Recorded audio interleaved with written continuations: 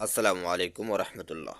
বন্ধুগণ, আজকের ভিডিওতে আমরা শিখব আরবি হরফের উপরে দুই জবর থাকলে কিভাবে উচ্চারণ করতে হয়।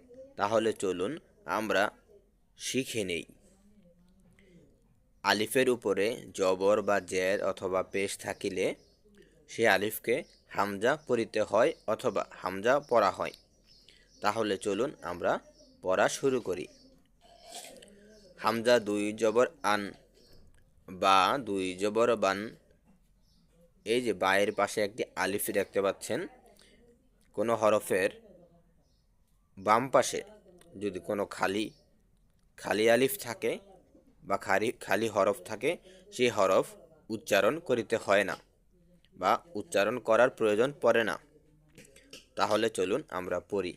বা দুই জবর বান, তা দুই জবর তান, সা দুই জবর সান, জিম দুই জবর জান, হা দুই জবর হান, খ দুই জবর খন অথবা খ দুই জবর খান। দুইভাবে পড়া যায়।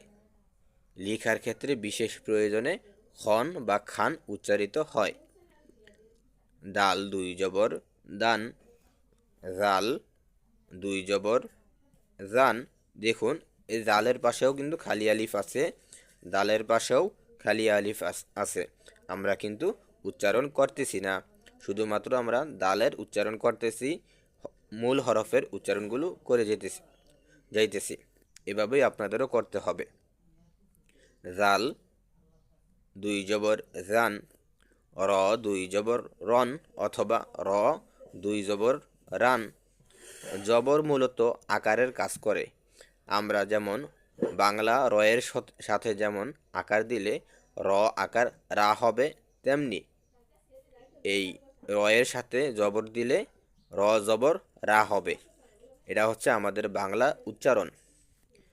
র দুই জবর রান, জা দুই জবর জান, সিন দুই জবর সান, শিন দুই জবর শান, সদ দুই জবর সন, দদ দুই জবর দন, ত দুই জবর তন, জ দুই জবর জন, আইন দুই জবর আন, গইন দুই জবর গান, ফা দুই জবর ফান, কফ দুই জবর কন, কাফ দুই জবর কান, লাম দুই জবর লান, কাফ দুই জবর কান, মিম দুই জবর মান, নুন দুই জবর নান, নুন দুই জবর নান, ওয়াও দুই জবর ওয়ান, হা দুই জবর হান, হামজা দুই জবর আন, ইয়া দুই জবর ইয়ান। তো বন্ধুগণ, এই ছিল আজকের ভিডিও আপনাদের কাছে ভালো লাগে থাকলে ভিডিওতে লাইক দিবেন। চ্যানেলটি সাবস্ক্রাইব করা না থাকলে চ্যানেলটি সাবস্ক্রাইব করবেন। পরবর্তীতে এই ধরনের আরও ভিডিও পেতে চ্যানেলটি সাবস্ক্রাইব করবেন। ভিডিওটি বন্ধুদের কাছে শেয়ার করবেন। আল্লাহ হাফেজ।